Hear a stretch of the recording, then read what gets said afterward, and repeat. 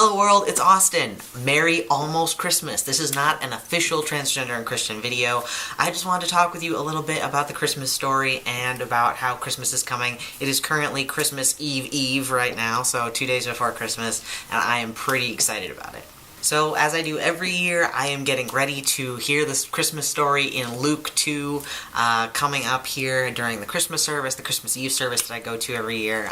It's my favorite. Luke 2 is a great narrative. It is the Christmas story, and I talked about it a little bit last year in last year's video, so click on over here if you want to see that. It's all about how God shows up to the outsiders and the people you wouldn't expect.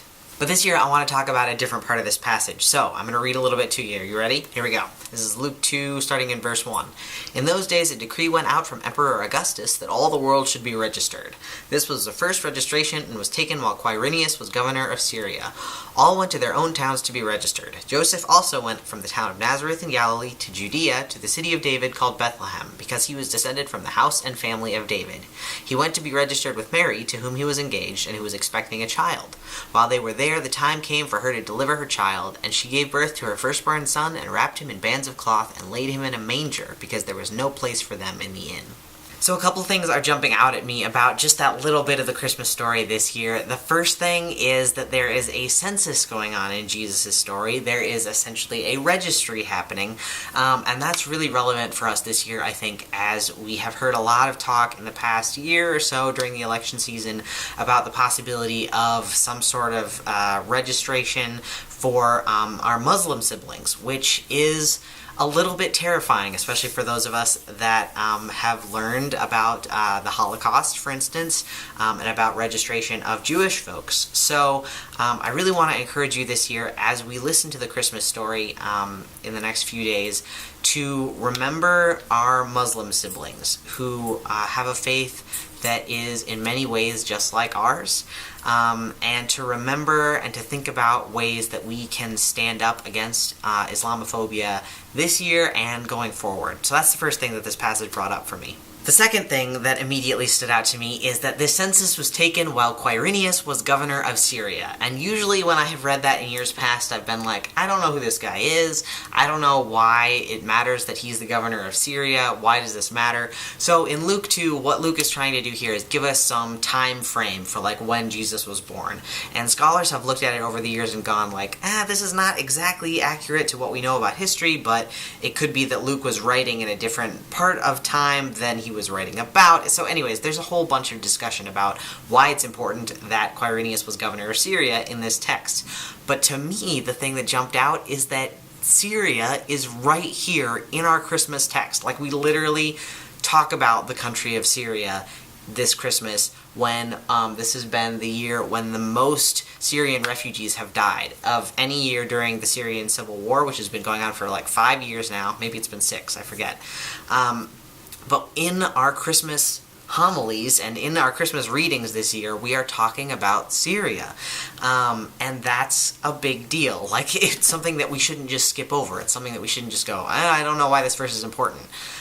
We're talking about the place near where Jesus lived. The governor of Syria would have been in charge of the part of the Roman Empire that Jesus would have lived in.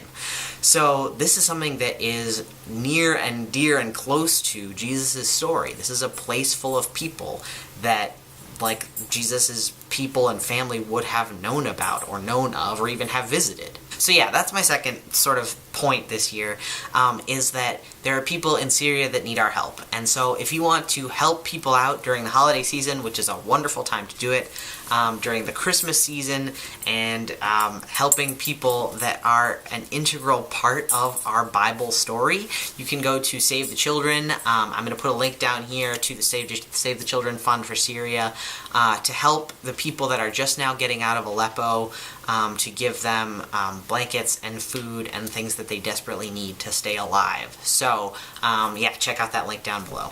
Okay, I know you're getting impatient. Austin, what does this have to do with transgender people? Okay, I'm getting to it. So this is the part of the story that I read and I go, oh, that's something that we actually deal with.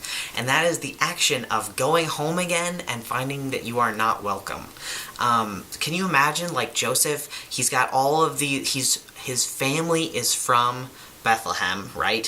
He's got at least extended family members there, probably not like his little close family, but like extended family members there for sure. And he shows up in town, and nobody invites them to stay at their house. Like, he and Mary end up in a stable because there's no place. It says there's no room in the inn, which, like, okay, so they tried to go to an inn, but, like, they couldn't stay with family? Why? And so that was the first thing that kind of jumped out at me. And obviously we don't know why that is. We don't know, you know, for all we know, it's possible, I guess, that every one of Joseph's relatives in Bethlehem had died, or, you know, something else was going on. But, like, why did Joseph bring his family back to Bethlehem only to find that all the doors were closed on them?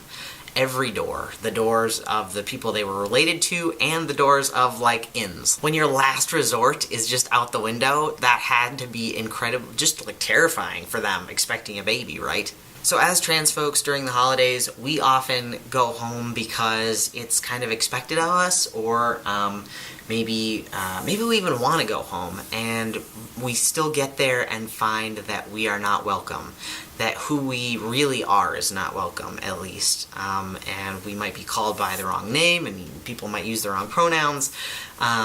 People might tell us not to come to Christmas at all, right? So that's a thing that we have to deal with. And the thing that really brings me hope in this passage is that when we read it, we find that even like in all of the places where doors are closed, God still goes there. Like, Mary and Joseph end up with no place to stay. They're in a barn. They have this baby. Like, God shows up in the places that God is not supposed to be, and in places that maybe God is not wanted, and definitely places God is not expected, right? Angels show up to shepherds. Kings from another country come and show up to see this baby born in a barn. God's self, shows up in a baby. What? So in places where it seems like there is no room for you, and in places where it seems like there is no room for God, that is where God shows up. When we show up, God shows up, even in places where doors are closed. That was what I wanted to share with you this year. And I hope it helps, and I hope that if you are facing going home to a place where you're not welcome, I hope you remember that you are not alone, and that God is showing up where you are too. Alright everybody, thanks for watching. I hope you have a Merry Christmas, and we will see you back here in a few weeks for the start of a new and exciting year. Alright, peace everybody.